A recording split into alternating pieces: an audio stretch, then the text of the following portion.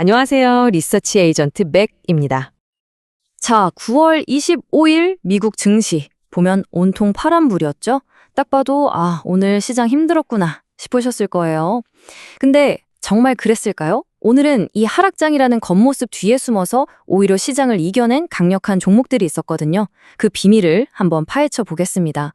오늘 살펴볼 내용은요, 시장이 왜 빠졌는지, 그런데도 오른 종목들의 5가지 패턴은 뭔지, 그리고 이 패턴이 우리 한국 시장에는 어떤 기회가 될 수 있는지 차근차근 짚어볼게요. 자, 그럼 먼저 전체 시장 분위기부터 한번 볼까요? 이날 미국 시장 아쉽게도 3거래일 연속으로 하락세를 이어갔습니다. 보시는 것처럼 다우, S&P 500, 나스닥 3대 지수가 전부 하락 마감했는데요. 특히 기술주 중심인 나스닥이 거의 1% 가까이 빠지면서 타격이 좀 컸죠. 아니, 왜 이렇게 빠졌을까요? 일단 그동안 너무 많이 올랐으니까 이제 좀 팔아야지 하는 차익 실현 물량이 쏟아졌고요. 근데 진짜 재밌는 건 이거예요. 연준의 금리 정책에 대한 불확실성. 아니, 경제 지표가 좋게 나왔거든요. 실업수당 청구도 줄고 GDP 성장률도 올라가고. 와, 경제 좋네 해야 하는데 시장은 이걸 경제가 이렇게 좋으면 연준이 금리 내릴 이유가 없잖아. 이렇게 받아들인 거죠. 그러니까 좋은 소식이 오히려 악재가 되어버린 그런 역설적인 상황이 벌어진 겁니다. 그런데요, 이렇게 다들 힘들다고 할 때 진짜 기회는 숨어 있는 법 아니겠어요? 시장 전체가 파랗게 질렸는데도 혼자 빨간불을 켜면서 불쑥 솟아오른 종목들이 있었습니다. 도대체 이 기업들은 뭐가 달랐던 걸까요?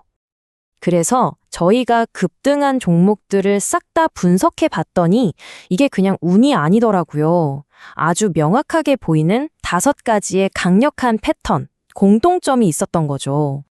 그 5가지 패턴이 뭐냐면요. 첫째, 정부의 전략적인 투자. 둘째, 계속 커지는 AI 생태계. 셋째, 거스를 수 없는 흐름이죠. 청정에너지. 넷째, 시장 전체는 힘들어도 자기 분야에서 버텨내는 섹터의 힘. 그리고 마지막으로 첨단 과학기술 그 자체가 돈이 되는 그런 기업들이었습니다. 그러니까 이런 테마들은 시장이 좋든 나쁘든 상관없이 구조적으로 성장할 수밖에 없다는 걸 보여주는 아주 중요한 신호라고 할 수 있겠습니다. 자, 그럼 지금부터는 이 5가지 패턴을 대표하는 종목들 하나하나 뜯어보면서요. 이게 우리 한국 시장의 어떤 기업들이랑 연결될 수 있을지 그 연결고리를 한번 찾아보겠습니다. 첫 번째 패턴, 정부 및 전략적 투자. 대표 주자는 리튬 아메리카스입니다. 와, 하루 만에 23% 가까이 폭등했어요. 왜 그랬을까요? 미국 정부가 우리 이 회사 리튬 광산에 직접 투자할게 이런 뉴스가 터졌기 때문입니다. 이거 어디서 많이 본 그림 아닌가요? 바로 우리나라의 포스코홀딩스랑 똑 닮았어요. 포스코홀딩스도 아르헨티나 같은 해외에서 리튬 직접 캐오면서 배터리 소재 수지 케어라를 만들고 있잖아요. 이건 단순히 한 회사의 이야기가 아니라 국가 안보 차원에서 핵심 광물 공급망을 지키려는 정부의 의지가 주가에 어떻게 반영되는지를 보여주는 정말 강력한 사례인 거죠. 같은 패턴에서 인텔도 빼놓을 수 없죠. 8.9%나 올랐는데 이번엔 애플하고 투자 논의를 하고 있다는 소식이 나왔어요. 이미 미국 정부나 엔비디아도 관심을 보였었는데 계속해서 빅플레이어들이랑 손을 잡으려는 움직임이 보이는 겁니다. 자, 이게 뭘 의미할까요? 인텔이 지금 파운드리 사업, 그러니까 반도체 위탁 생산 사업을 다시 키우려고 거물급 파트너들을 끌어들이고 있잖아요. 이 전략 어디서 많이 본 것 같지 않으세요? 맞습니다. 바로 설계부터 생산까지 모든 걸 다 하는 종합반도체 기업 IDM의 최강자 삼성전자가 가는 길하고 굉장히 비슷한 방향인 거죠. 자, 다음은 5번째 패턴으로 넘어가 볼게요.